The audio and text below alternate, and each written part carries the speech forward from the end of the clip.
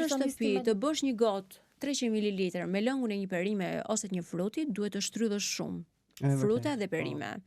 Dhe kur kjo bëhet biznes, atëherë është shumë e thjeshtë që të hidhen ca ngjyrosës edhe dhe këto ngjyrosës ta konsumoj, kush ta konsumoj? Kush e bën këtë paketimin, këtë përgatitjen nuk e di kush e bën, e bën biznesi thash. Ai bën biznesi.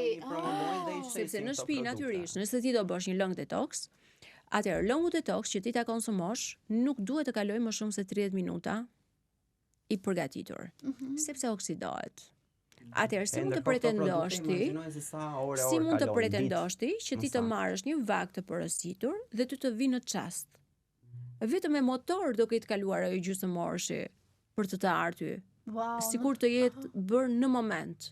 Jo që nuk ndodh të bëhet në moment, sepse nuk ka kohë.